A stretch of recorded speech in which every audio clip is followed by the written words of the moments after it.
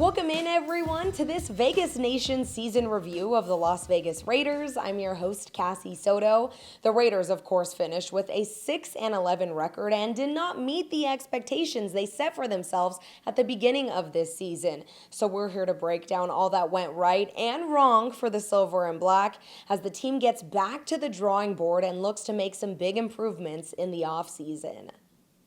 Raiders beat writer Vinny Bonsignor joining me now. Vinny, as we go ahead and look back at this 2022-2023 season, I want you to take us through the offense, sort of the good, the bad, and the ugly here. And let's go ahead and start with the good. Of course, I know the record 6-11, not a whole lot of good, but they did show some glimpses. Can you just tell us what were those glimpses that you saw that maybe should give this fan base hope that there are some good building blocks to build off of heading into this next season? Well, there's actually, I would say considerable, but when you talk about Davante Adams having one of his best years of his career, and we're talking about Davante Adams, so saying that says a whole lot. Just everything that the Raiders thought he was going to be. And really, to be perfectly honest, and this goes to the not so good, there was a lot that was left on the bone with him in terms of his production. It should have been better. And that'll go back a little bit to the quarterback, to be perfectly honest. So you start there with Davante. And then Josh Jacobs was the rushing leader for the NFL. 1,600 yards, a whole bunch of touchdowns, great production, great leadership. I thought the offensive line turned from a liability last year and maybe what a lot of people thought it was going to be coming into this season to a little bit more acceptable. But it needs to get better, and I think everybody in the building understands that. But there's a lot to build on, which is why it makes it really an attractive option if you're Tom Brady or if you're Jimmy Garoppolo, and you're looking at what's in place offensively in terms of the weapons, including the head coach who, is an offensive guru. There's a lot to like about what's in place here. Totally understanding that there needs to be some improvements along the offensive line. They need to get and stay healthy but otherwise, not a bad situation for anybody. Well, now the ugly, the bad. Vinny, what were some of the major things that went wrong with the offense this season? Well, and not to put this on Derek Carr whatsoever, but just too many not so good games for Derek Carr. His last 4 games, he completed 55% of his passes or fewer. That's just not going to get it done, especially for a quarterback whose accuracy and completing percentage was always, pretty darn good. So I'm not quite sure what exactly happened. I do know that Derek was playing, with a back situation last year. Hopefully for him, he's healthy, but it just never kind of took off the way it was expected to offensively. And some of that was, frankly, the result of the quarterback play. You're also looking at an offensive line that, while it overachieved, it certainly wasn't where it needed to be from a championship level perspective. I think we saw on Saturday against the Kansas City Chiefs, Alex Barrs just had a handful with Chris Jones. Now, granted, Chris Jones is going to do that to a lot of people, but he really went to work on the interior of the Raiders offensive line. They have to get better at right guard. They have to get better, I think, at right tackle. I thought Jermaine Illuminor overachieved a little bit this year, but certainly not really where the Raiders need to be at right tackle. Andre James, did he take a big step forward this year? I can't really say that. If they don't bring him back, somebody like Dylan Parham, who had a pretty decent rookie year, and I think the Raiders look at him more as a center than a guard. He played left guard almost exclusively this year, so maybe he's the answer at center if you move on from Andre James. But if you do that, then you're opening up holes really at right guard and left guard. So they have to think that one out. So the offensive line just still not being really where it needs to be. The health of Darren Waller and Hunter Renfrow in terms of their availability, and then the quarterback just not playing as well as everybody had expected him to. Well, with all of that said, Vinny, if you could look at the to-do list for Josh McDaniels and Dave Ziegler this offseason, again, just regarding the offense, what 2 or 3 things do you expect to be at the top of the list there? I think I know one of them. Yeah, got to find a quarterback. I don't think it's going to be Derek Carr. So, you wish him the best wherever he ends up landing, whether it's via a trade or if he gets released and hooks on with another team, which he will. You got to make sure you bring back Josh Jacobs. I don't think that there's any way you can let Josh walk out the door. He just means too much to this team from so many different levels and embodies everything that the Raiders, Dave Ziegler and Josh McDaniels have preached that they want their players to be about. You can't, expect guys to be what you're asking them to be and then come across somebody who's exactly what you're asking for and then just let him walk for money reasons. That sends a really bad message to really everybody, including the fan base. So bring back Josh Jacobs. And then the offensive line. We'll see what they do with that 7th pick overall. But if they get their veteran quarterback prior to the draft, I could see them definitely pulling the trigger on a tackle.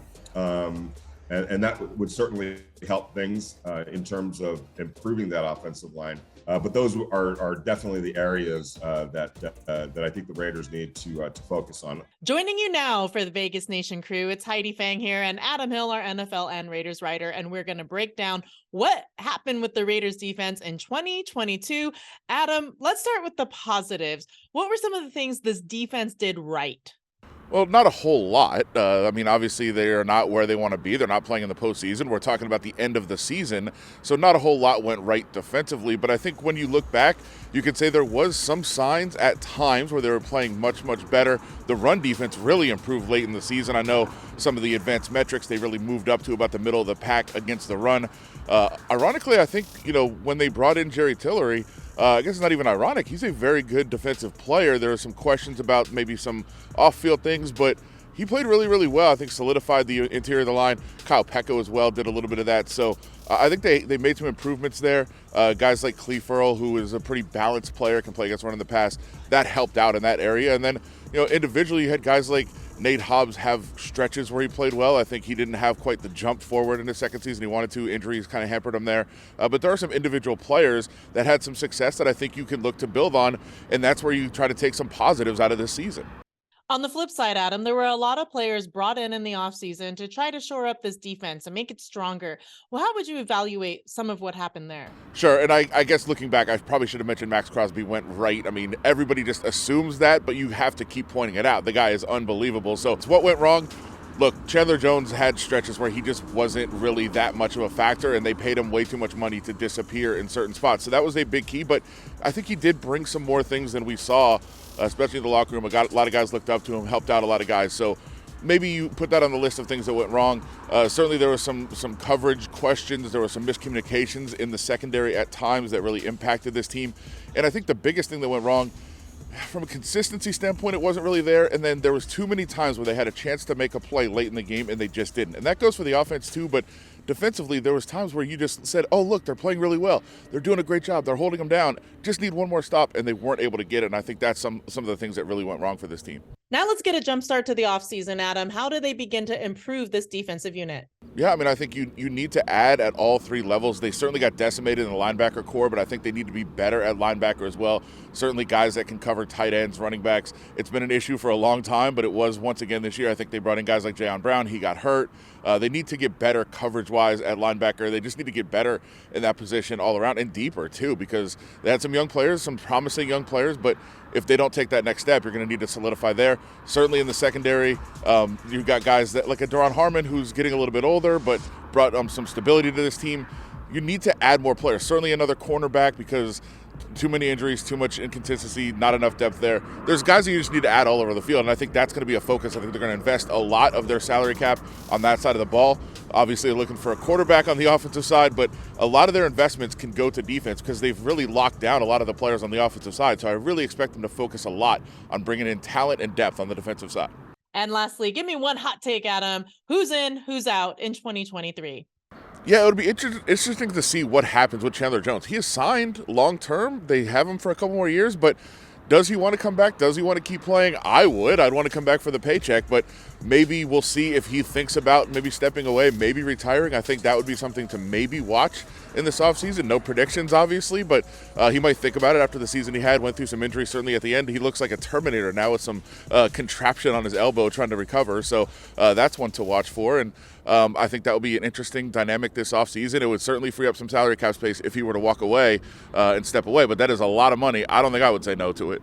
And there you have it for the recap on the Raiders defense. For Adam Hill, I'm Heidi Fang. Thank you for watching. Cassie Soto back with you, and I am joined by Las Vegas Review-Journal sports columnist Ed Graney. Ed, it is time for some grades. Graney's grades. In this segment, you'll be giving us grades on the offense, defense, special teams, and coaching. So let's go ahead and get to it, starting with the offense. What grade are you giving this season's offense? Well, 6-11 team, Cassie, we're not going to probably get a lot of great grades, but for the offense, I'm going to go C for a few reasons. One, they had the league's leading rusher in Josh Jacobs. Two, they had a receiver in Devontae Adams who broke Tim Brown's franchise record for single-season receiving yards. So when you have those two kind of great, individual performances, you have to give them a passing grade. Derek Carr was not good this year. We saw him get benched. We know the story there. The offensive line was in flux all year. Hunter Renfrow, Darren Waller, they went through IR injuries. It was not an incredible year for the offense except those two individual performances. So I'm going to go with a C there. Again, I think had Derek Carr been a little better, that might have been a higher grade. But he did not have a good year, and that's probably one of the main reasons he's now moving on from the team. Let's move on to the defense now, and be nice here. They tried really hard sometimes, Ed. Yeah, this isn't Pop Warner football where the orange slices come out at halftime, Cassie. I know they tried hard, but I'm going to give them an F. This is a defensive side that does not rank better than 24th in most every defensive category in the NFL. They had another Pro Bowl season in Max Crosby. They did have some injuries. I get that. They had some guys on IR. But on a week-to-week basis, this was not a good defensive team. They need to make changes defensively next year to get better, to get more consistent, and to give whoever quarterback is, and that offense time to find success because they're getting more stops defensively. I think Patrick Graham's going to come back as the coordinator. He needs to do a better job. They all need to do a better job, and they need to follow Max Crosby's lead once again. He had another terrific year, but again, big free agent signing in Chandler Jones. He completely underperformed before he went on IR. They also had Denzel Perryman on IR late in the season. Nate Hobbs was hurt. So they did have injuries, but at the end of the day, they didn't perform well at all. Well, moving on to special teams now, Ed. What grade are you giving those guys? These guys are usually the easiest to grade. There's not a ton of evidence. I'm going to give them an A. I think they have one of the best kickers and one of the best punters in the entire NFL, and Daniel Carlson and A.J. Cole. I thought their coverage units, their return units were okay.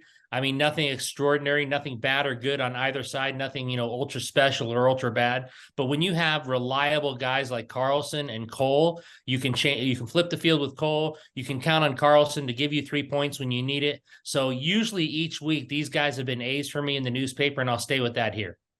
And lastly, coaching, Ed, the Raiders' first year under head coach Josh McDaniels and his staff. What grade are they getting?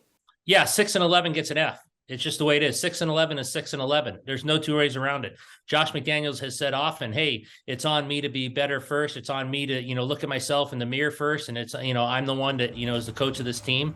They can be better. They can be better identifying talent in the offseason. They can be better at drafting than they were the first year. Although I don't want to give them too much blame for that. They've only had one draft, as run, Dave Ziegler and Josh McDaniels of the guys running this team. So we're going to have to see how they really draft with full drafts in the next several years. The team has not been good at drafting for the last several years. So that's not really on them. But on the field, they weren't very good. 5 times they blew double-digit leads where they lost games. They were in 6 of those games. They lost 5 of them. A lot of that comes down to execution. A lot of that comes down to players. I get that. But at the end of the day, all signs point towards a coach. So they can be much better on that side of the ball, on both sides of the ball when it comes to coaching. There you have it. Graney's grades. I am so glad you're not my teacher, Ed. Thank you so much as always. Going back to high school for my own stuff. Thank you so much for tuning into this Vegas Nation season review of the Las Vegas Raiders. For all of your Raiders news, updates, and content, you can head on over to vegasnation.com, as it will likely be a very busy offseason for the Silver and Black. For our entire Vegas Nation crew, I'm Cassie Soto. We'll see you soon.